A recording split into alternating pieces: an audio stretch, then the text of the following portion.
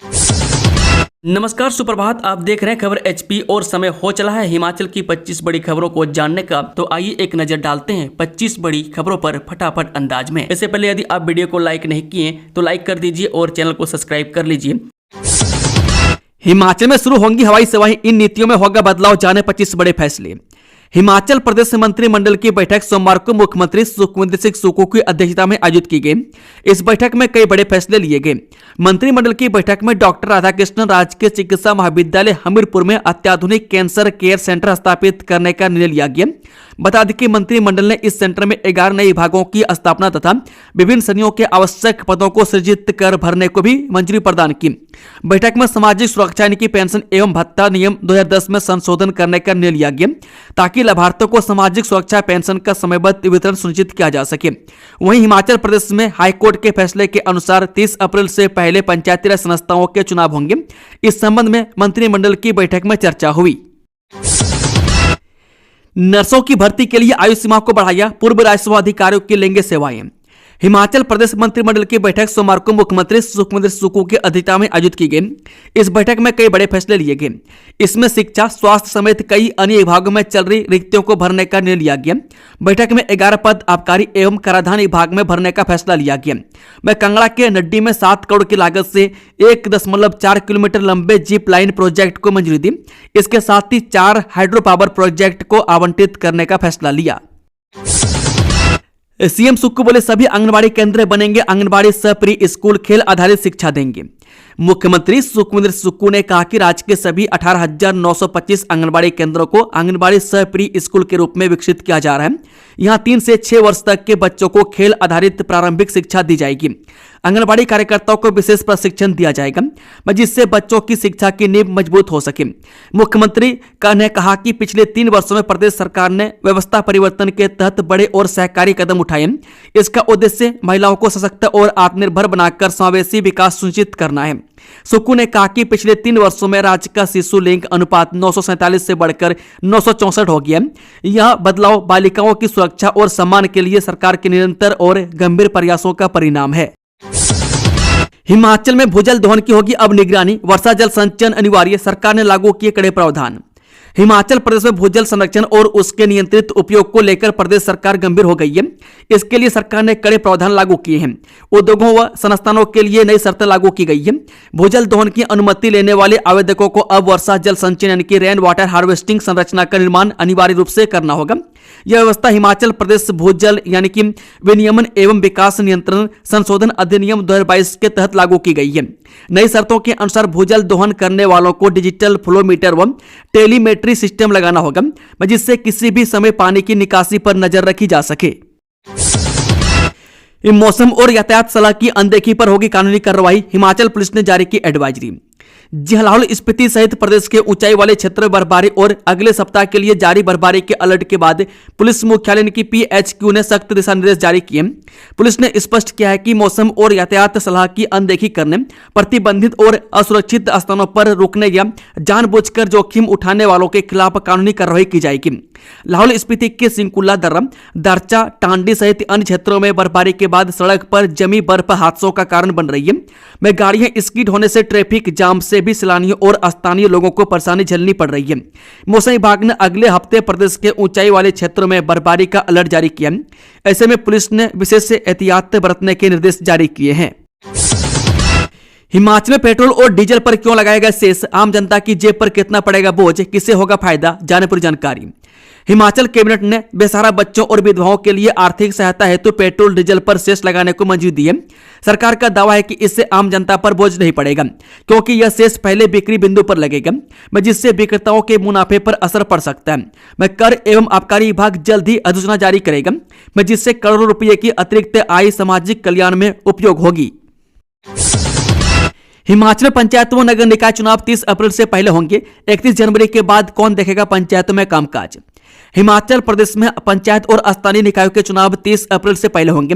Cabinet ने इस पर अनौपचारिक चर्चा की जिसमें मुख्यमंत्री सुखविंदर सिंह सुक्खू ने समय पर चुनाव कराने की पुष्टि की है। 31 जनवरी को कार्यकाल समाप्त होने के बाद पंचायतों का कामकाज सुचारू रखने के लिए शीघ्र प्रशासन नियुक्त किए जाएंगे। उच्च न्यायालय के आदेश अनुसार चुनाव की तैयारियां शुरू होंगी। हिमाचल प्रदेश के धर्मशाला में बनेगी एशिया की सबसे लंबी जीप लाइन। पीपीपी मोड पर स्थापित करेगी सरकार, बढ़ेगा एडवेंचर टूरिज्म। हिमाचल प्रदेश के धर्मशाला में एशिया की सबसे लंबी 4.3 किलोमीटर जीप लाइन को राज्य मंत्रिमंडल ने मंजूरी दे दी है। 7 करोड़ 41 लाख रुपए की लागत से पीपीपी मोड पर बनने वाली यह परियोजना साहसिक पर्यटन को बढ़ावा देगी। मुख्यमंत्री सुखविंदर सिंह सुक्खू की अध्यक्षता में हुई बैठक में यह निर्णय लिया गया। यह जीप लाइन देश विदेश से आने वाले पर्यटकों के लिए एक प्रमुख आकर्षण का केंद्र बनेगी। बता दें कि प्रदेश अपने साहसिक गतिविधियों के लिए खासा प्रसिद्ध है। मैदानी इलाकों में गर्मी से परेशान होकर सैलानी ठंडे पहाड़ों की ओर आते हैं। हिमाचल में river rafting, jeep line, paragliding, trekking और हाइकिंग आदि जैसे कई एडवेंचर एक्टिविटी करवाई जाती है, जो सैलानियों को अपनी ओर खींचती है। एचआरटीसी के 390 रूटों पर दौड़ेंगी निजी बसें। अधिसूचना में 30% की छूट को लेकर भी एसओपी जारी। परिवार के एक सदस्य होंगे लाभ।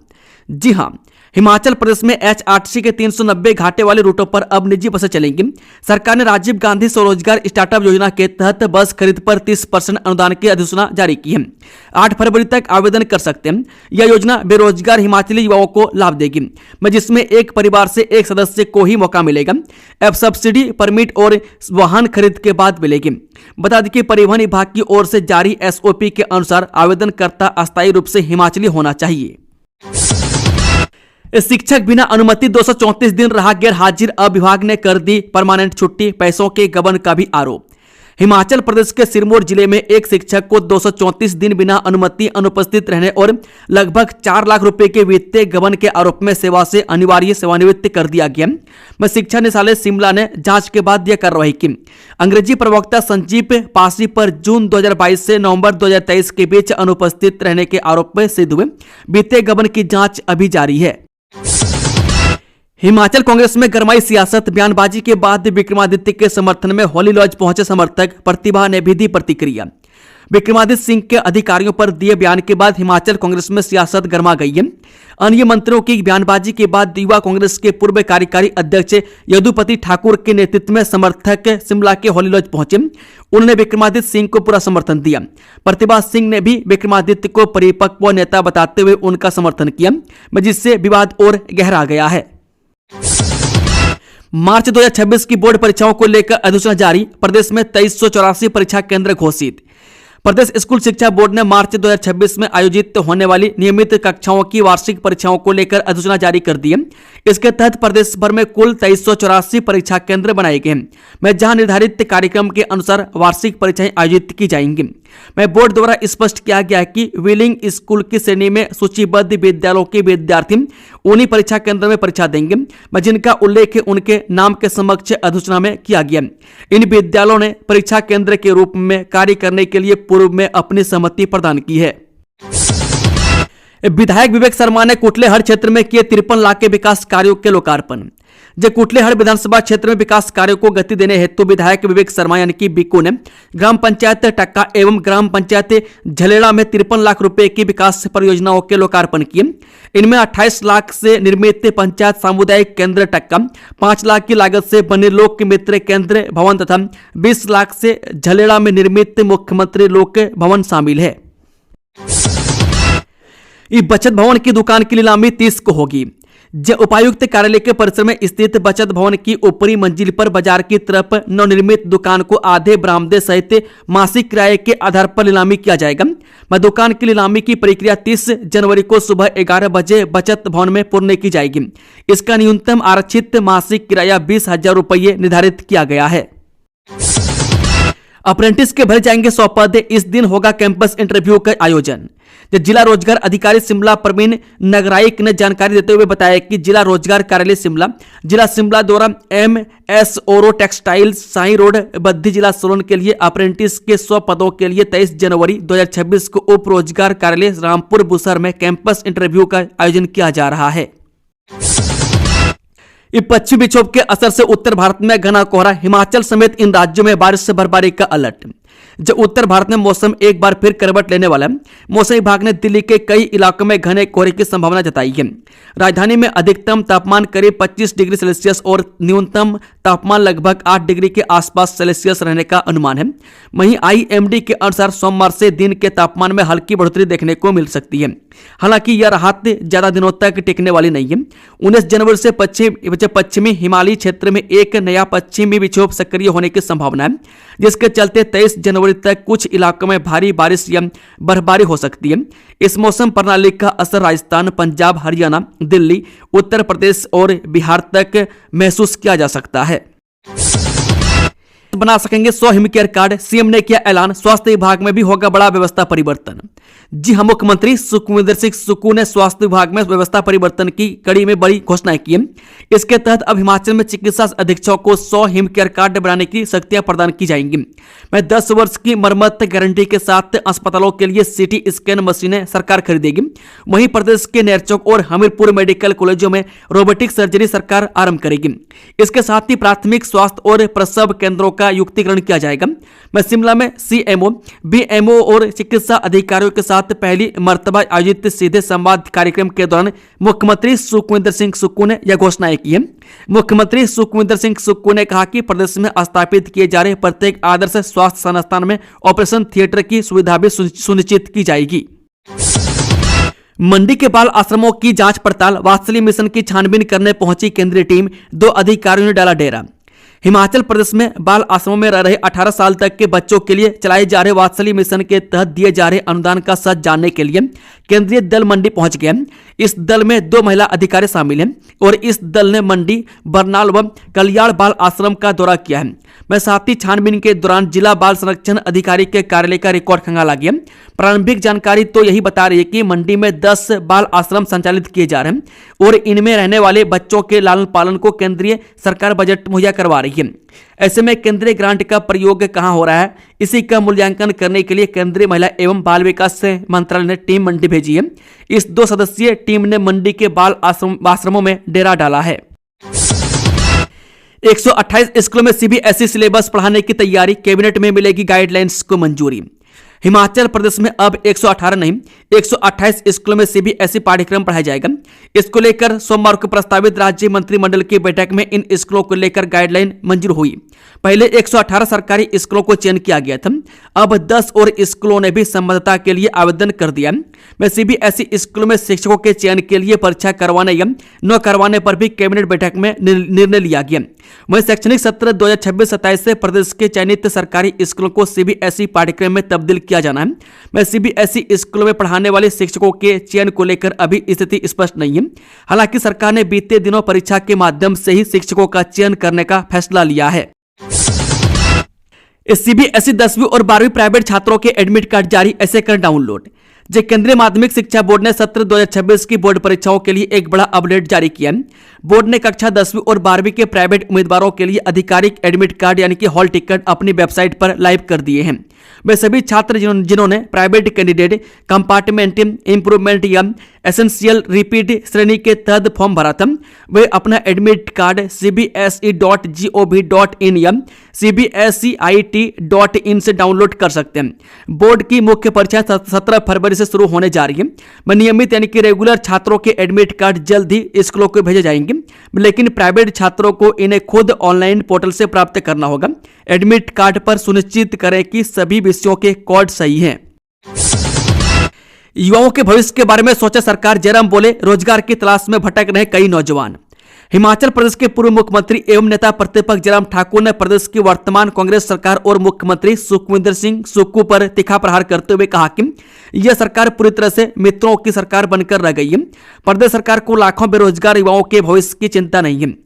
मंडी में जयराम ठाकुर ने कहा कि सत्ता में आने से पहले कांग्रेस ने प्रदेश के युवाओं को हर साल 1 लाख सरकारी नौकरियां देने का लुभावना चुनावी वादा किया था, लेकिन आज 2 वर्ष से बीत जाने के बाद स्थिति इसके बिल्कुल उलट दिखाई दे रही है। बता दें कि आज प्रदेश का पढ़ा लिखा युवा सड़कों पर धक्के खाने को मजबूर है। उन्होंने कहा कि सुक्खू सरकार में योग्यता और वरिष्ठता को दरकिनार किया जा रहा है। मैं इसका सबसे बड़ा उदाहरण यह है कि एक तहसीलदार को तमाम नियमों को ताक पर रखकर HAS अधिकारी बना दिया गया। मैं जबकि इस विवादास्पद पदोन्नति के विरुद्ध उच्च न्यायालय में याचिका अभी भी लंबित है। नेता प्रतिपक्ष ने राजस्व विभाग की कार्यप्रणाली पर चिंता व्यक्त करते हुए कहा कि पिछले 3 वर्षों के कार्यकाल में इस सरकार ने एक भी बेरोजगार युवा को राजस्व विभाग में अस्थायी रोजगार का अवसर प्रदान नहीं किया। हिमाचल में औषधीय पौधे ऐसे भरेंगे किसानों की जेब, त्रिपक्षीय MOU साइन। हिमाचल प्रदेश की पहाड़ियों में अब सिर्फ सेब और सब्जियां ही नहीं बल्कि औषधीय पौधों की खुशबू भी किसानों की तकदीर बदलेगी।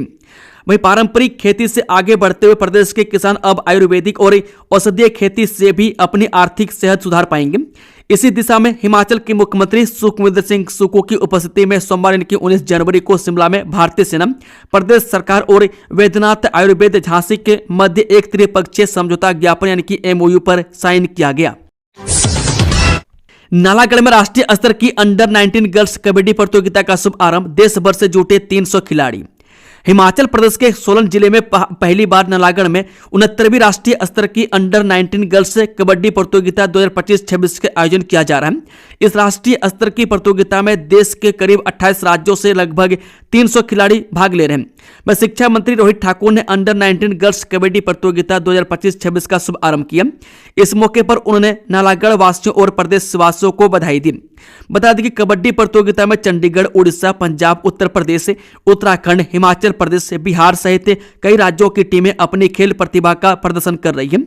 यह प्रतियोगिता 19 जनवरी से 23 जनवरी तक आयोजित की जाएगी, जबकि समापन समारोह में प्रदेश के स्वास्थ्य मंत्री धनराम शांडिल मुख्य अतिथि के रूप में शिरकत करेंगे। भूमिहीन किसानों को जमीन नहीं देने और विदेशी सेब पर इंपोर्ट ड्यूटी घटाने से खपा किसान भगवान, शिमला में प्रदर्शन। सुप्रीम कोर्ट के स्पष्ट आदेशों के बावजूद भूमिहीन किसानों को जमीन न मिलने, 4 लेन निर्माण की मनमानी और सेब आयात से जुड़े मुक्त व्यापार समझौतों के खिलाफ हिमाचल प्रदेश में किसानों और बागवानों का गुस्सा सड़कों पर फूट पड़ा। हिमाचल किसान सभा और हिमाचल सेब उत्पादक संघ के आह्वान पर सोमवार को शिमला में टोलेंट से सचिवालय तक के विशाल मार्च निकाला गया, जिससे राजधानी की रफ्तार थम गई। प्रदर्शन में शामिल किसानों और बागवानों ने आरोप लगाया कि सुप्रीम कोर्ट ने भूमिहीन किसानों को जमीन देने के स्पष्ट निर्देश दिए, लेकिन प्रदेश सरकार आज तक इस दिशा में कोई ठोस नीति नहीं बना पाई है। किसान नेताओं का कहना है कि सरकार बड़े प्रोजेक्ट्स के नाम पर किसानों को बेदखल कर रही है, जबकि उनकी आजीविका और अधिकारों की कोई चिंता नहीं की जा रही है।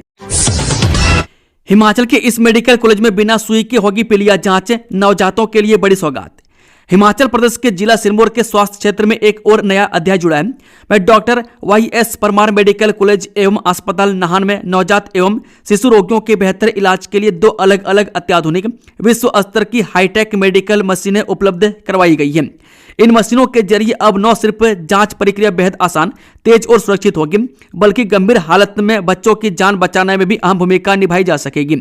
एक मशीन से जहां सेकंड्स में पीलिया की जांच रिपोर्ट सामने होगी, वहीं दूसरी मशीन से मात्र 2 मिनट में कई जीवन रक्षक रिपोर्ट से मिल जाएगी, जिसके लिए किसी लेबोरेटरी की भी जरूरत नहीं पड़ेगी। यह सुविधा अब तक बड़े शहरों के अस्पतालों तक सीमित थी, लेकिन अब जिला मुख्यालय नाहन में भी यह अहम सुविधा उपलब्ध हो चुकी है।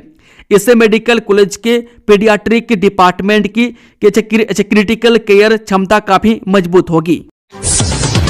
इस सरकारी योजनाओं में फर्जीवाड़ा, मृतकों के नाम पर आवंटित कर दिया पैसा, जाने पूरा मामला।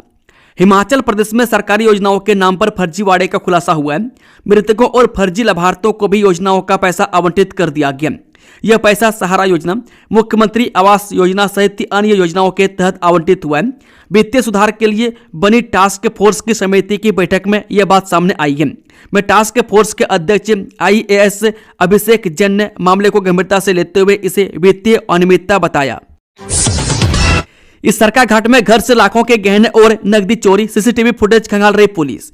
जब उपमंडल सरका घाट के तहत वार्ड नंबर 1 इलाका में रविवार रात चोरों ने मकान के ताले तोड़ लाखों के सोने चांदी के गहनों व नकदी पर हाथ साफ कर दिया। पुलिस को दी शिकायत में अमित कुमार पुत्र सुरेंद्र कुमार निवासी वार्ड नंबर 1 इलाका सरका घाट ने बताया कि वह 17 जनवरी को अपने परिवार के साथ अपने पुराने घर कंडियोल गया हुआ था। देव नियमों का सख्ती से पालन करेंगे तो देवभूमि पर आंच नहीं आने देंगे 18 करडू। अगर देवभूमि हिमाचल प्रदेश में आपदा और विपदा जैसे हालातों से बचना है तो लोगों को देव परंपरा और देव नीति का सख्ती से पालन करना होगा, और यह तभी संभव होगा जब लोग एकजुट होकर रहेंगे। यह देववाणी अधिष्ठाता देव मार्कंडे ऋषि ने अपने गुर के माध्यम से की है। इसके अलावा बाली चौकी पर आने वाली विपदा और बार बार हो रही अजीबोगरीब घटनाओं पर विराम लगाने के लिए देव मार्कंडे ऋषि ने परिक्रमा कर बचाव का सूत्र बांधा है, जिसमें सैकड़ों लोग शामिल हुए। यह ऐतिहासिक परिक्रमा सोमवार एवं शाम 0 चौक से शुरू हुई।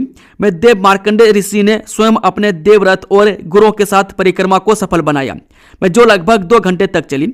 इस ऐतिहासिक परिक्रमा में देवलुओं के समक्ष कई तरह की चुनौतियां खड़ी हुई है, में जिनका सभी ने आस्था और विश्वास से डटकर सामना किया गया। में इससे पहले 0 चौक पर 3 घंटे तक दुर्गा पाठ का आयोजन हुआ। इस पाठ में देव मार्कंडे ऋषि स्वयं बैठे हुए थे। हिमाचल में नशे के नेटवर्क का पर्दाफाश, पुलिस ने रोकी गाड़ी और खुल गया चिट्टे का काला खेल। देवभूमि की वादियों में जहर घोलने वाले सौदागरों के खिलाफ पुलिस ने एक और सफल स्ट्राइक की। में गश्त पर तैनात सतर्क टीम ने बंजर मार्ग पर एक संदिग्ध वाहन को रोककर न केवल नशे की खेप पकड़ी बल्कि एक गिरोह का भी पर्दाफाश किया है। नल तो लग गए, जल का पता नहीं। 1684 में बूंद बूंद को तरसे ग्रामीण। जहां 1684 गांव के ग्रामीणों ने जिला बार संघ के पूर्व महासचिव एडवोकेट विजय ठाकुर के नेतृत्व में कहा कि अभी गर्मी आरंभ नहीं हुई और उससे पहले ही पानी की किल्लत ने लोगों का दैनिक जीवन अस्त व्यस्त कर दिया है। उनका कहना था कि उनके इस क्षेत्र के लिए वर्षों पूर्व नेरी जज्जर पेयजल योजना का निर्माण किया गया था, में ताकि लोगों को पीने के पानी की कोई कमी व कठिनाई न आए। अब सरकार ने हर घर को नल योजना के अधीन हर घर में नल तो दे दिए, किंतु उनमें पानी की व्यवस्था नहीं की और अधिकांश घरों के नलों में माह में कई दिनों तक पानी नहीं आ रहा है। घायल पटवारी का कुशलक्षेम जानने अस्पताल पहुंचे विधायक सुंदर ठाकुर। जब कुल्लू सदर के विधायक सुंदर सिंह ठाकुर मारपीट से घायल पटवारी भोप सिंह का हाल जानने के लिए क्षेत्रीय अस्पताल कुल्लू पहुंचे। इस दौरान विधायक के पटवारी से मारपीट के बारे में जानकारी हासिल की और पटवारी को हर संभव सहायता प्रदान करने का आश्वासन दिया। बता दें कि 16 जनवरी को पटवारी भोप सिंह राजस्व विभाग और अन्य टीम के साथ रावगी क्षेत्र में जमीन की निशानदेही करने गए थे। इस दौरान नगर ब्लॉक के बीडीसी अध्यक्ष खेकराम ने पटवारी पर हमला बोल दिया और डंडे से मारपीट कर घायल कर दिया। पटवारी क्षेत्रीय अस्पताल कुल्लू में उपचाराधीन है। वहीं पुलिस ने मारपीट के मुख्य अभियुक्त खेकराम सहित एक अन्य को गिरफ्तार कर लिया। मामले की आगामी कार्रवाई जारी है। दोस्तों, खबरों का सिलसिला समाप्त होता है। अगर जानकारी पसंद आई तो वीडियो को लाइक, शेयर, चैनल को सब्सक्राइब जरूर से जरूर कर लें और कमेंट बॉक्स में अपना फीडबैक देना ना भूलें। Thank you, all the best. जय हिंद, जय हिमाचल।